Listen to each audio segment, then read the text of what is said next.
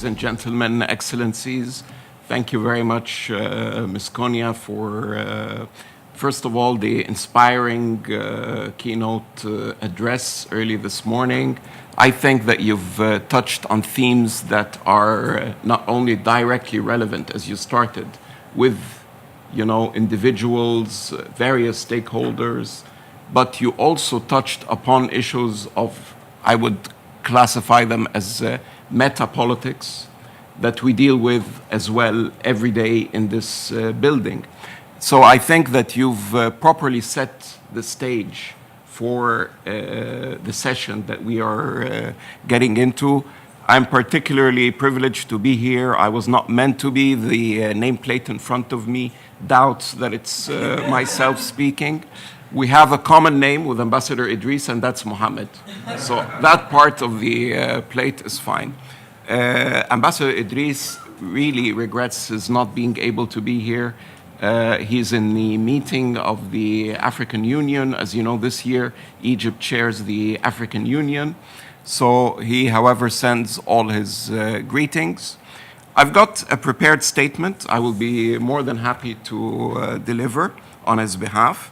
However, I would like to start with perhaps one point as well, which is what you discussed, the points you raised, Ms. Konya, are that there is an ever-present gap of equality in the global system. That not only exists at the level of individual countries, but likewise, as you pointed out, at the global level even. We've got a absurd concentration of wealth that is perhaps unprecedented in human history. You know, we always hear about the great empires of the past. I doubt that even these great empires had the same lack of balance in the distribution of wealth with the rest of the world. So I believe that there is at the very core of the lofty ideals that we have before us to implement Agenda 2030 lies the ability to amass, to mobilize the needed resources to enable these 17 goals that are enjoying consensus to be implemented. Goals that will enable the young student that you mentioned, goals that will enable the lady entrepreneur that you're in the very beginning of her career. So this really is the crux of the matter. And I see here some of my senior colleagues, ambassadors, that have, of course, dealt with these very issues. Former chair, ambassador, former chair of the G77, ambassador as well, former HLPF and FFD co-chairs. So these are really issues that we're dealing with day in and day out. So enough of this blabbering, and let me get started with my prepared statement. The Addis Ababa Action Agenda represents the means of implementation for sustainable development as we have it today. In this context, finance for development should focus on channeling resources to poverty eradication with the overarching goal of the 2030 Agenda. In this conjuncture, any resource to finance development must be aligned with national priorities and development strategies of countries, taking into consideration the different realities and contexts. Funding is a major challenge to achieve the SDGs. Earlier this morning, in a news item, the Secretary General referred to the need to a quantum leap to financing the SDGs. He did this particularly in the context of a UN-AU meeting that was held yesterday. And I believe that this really is the crux, a quantum leap. Therefore, we must explore ways for securing more predictable and more flexible funding. To that end, the private sector, which has funds as well as great potential in other means of implementation, can complement the intergovernmental efforts to finance the SDGs. Multiple UN entities and initiatives were announced in this regard, from the long-standing Global Compact to the latest announcement by the Secretary General as well to launch the Global Investors for Sustainable Development Alliance. That was announced on the margins of the Financing for Development Forum last April. These endeavors, although they do not lack the ambition nor political support, yet they face serious challenges on the level of implementation. The challenge remains in incentivizing the private sector in the efforts that would contribute to sustainable development, when practically the idea of profit lies markedly at the center of their consideration. Therefore, the United Nations must embrace a system-wide approach to partnerships at the global and country levels that tackles this matter. Financial markets and the private sector's activities and operations must align with the Sustainable Development Goals.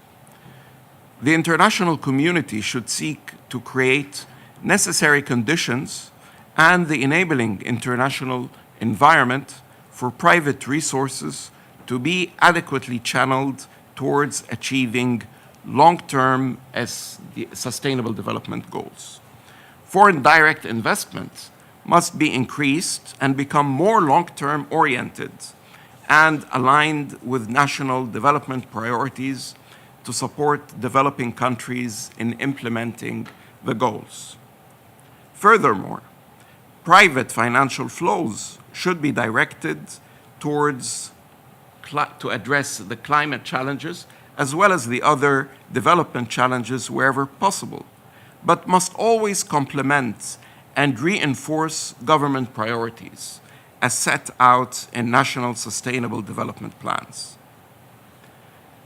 Madam Moderator, partnerships across sectors will be critical if we are going to succeed in developing initiatives such as the SDG bonds, green bonds, and social impact funds. Likewise, on another element of the means of implementation, the persisting technology divide within and among countries hurts the poor and the marginalized, most particularly in developing countries. It affects almost all sectors, including education, health, youth, women, as well as sectors in agriculture, industry, and energy. These are crucial for accelerating development in a country. The private sector can come forward to bridge this gap and provide support to governments in their efforts to diversify their economies and, more particularly, create skilled human resources and, of course, address the all-encompassing inequality divide. Of course, the private sector cannot be expected to fix all the challenges. It is worth mentioning that the report presented to the Financing for Development, the IATF report, recognizes that even with long-term horizons and incorporation of material long-term ESG drivers of value, markets may provide insufficient financing for sustainable development across countries and sectors. While the private sector can play a complementary role, it is the job of governments to create an enabling environment for the private sector to engage in the development process. The message of the 2030 Agenda and of the SDGs is to incentivize the private sector so that it can complement the effort of governments and other stakeholders in implementing the 2030 Agenda. That, Madam Moderator, was the statement. I hope I have done it justice, but I just want to thank you once again for a very inspiring opening statement And we look forward very much to the rest of the panelists. And again, it's a pleasure to be here with you. Thank you very much.